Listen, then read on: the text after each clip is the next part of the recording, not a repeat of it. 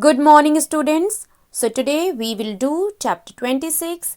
Topic is idioms and phrasal verbs. The explanation of this lesson I have already provided you. In this chapter we will do the book filling.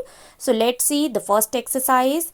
Before starting the work, you all have to mention today's date and online classwork on your books. So let's see, answer these questions. You can take help of a dictionary. First one is, what does it mean to lock the stable door after the horse has escaped?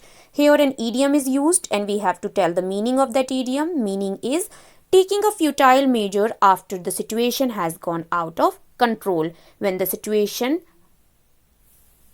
has become out of control, that time if we take any kind of precaution, so we can use the idiom, that is to lock the stable door after the horse has escaped.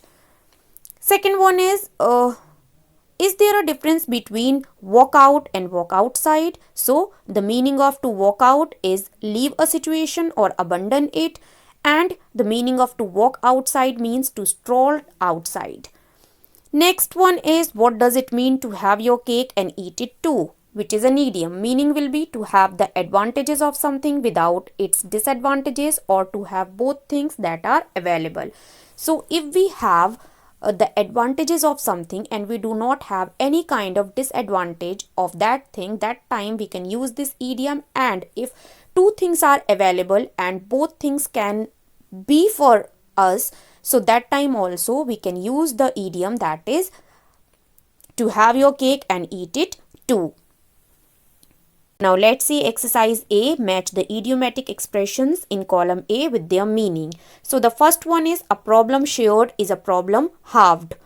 And the meaning of this idiom will be, a difficult situation becomes easier to handle when it's shared. When we share something difficult with someone, it becomes easy. Second one is, have bigger fish to fry, and the meaning of this idiom will be, have something more important to do. When we have something more important to do, that time we can say that I have bigger fish to fry. Third idiom is, beauty is only skin deep.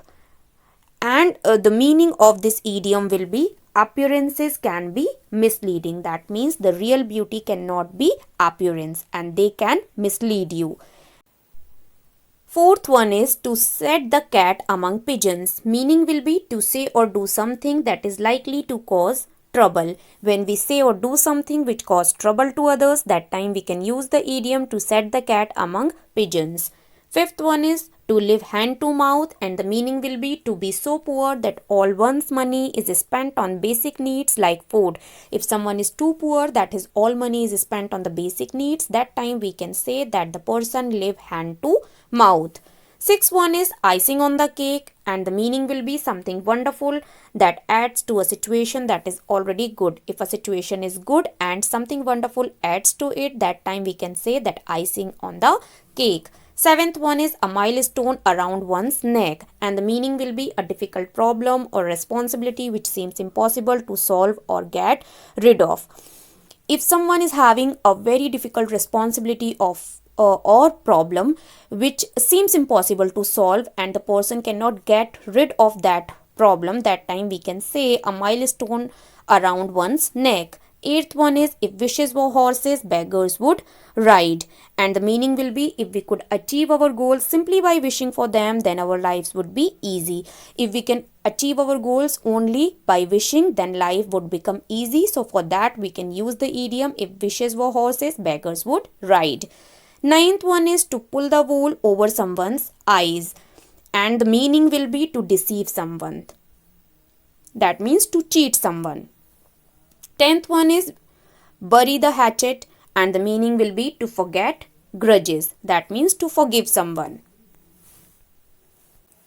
Now let's see exercise B. It is written, choose the correct preposition to complete the phrasal verbs. So phrasal verbs can also be followed by the preposition. Here we have to choose the correct preposition to complete the given phrasal verbs. The first one is, the lawyer leaved dash the documents in my presence, and the correct preposition will be throw. The lawyer leaved throw the documents in my presence. Second one is, Ratna called her friends dash to her house for dinner, and the correct preposition will be over.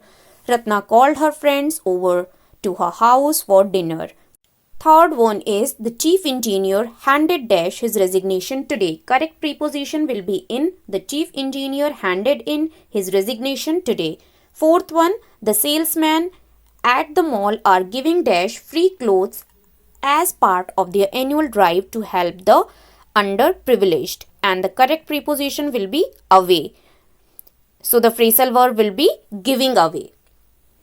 Fifth one is you left dash the most interesting part of the story, and the correct preposition will be out. So the phrasal verb will be left out. Sixth one is Anita is such a voracious reader that she picks dash a book to read whenever she is free. Correct preposition will be up.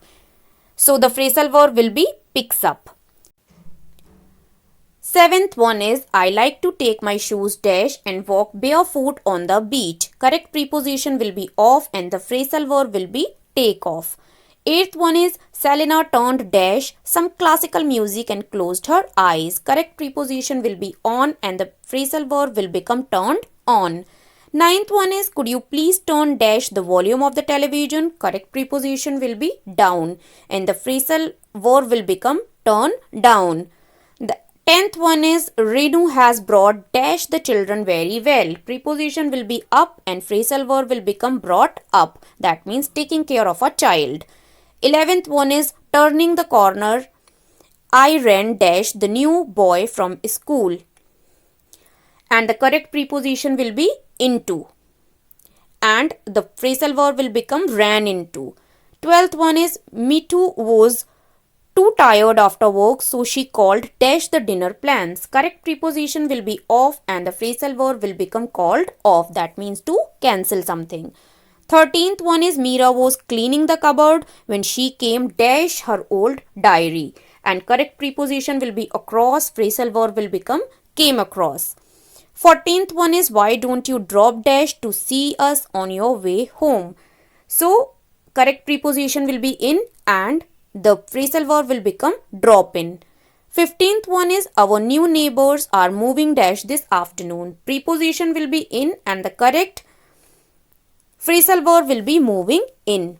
So by choosing the prepositions we have completed the phrasal verbs and each phrasal verb will have a different meaning.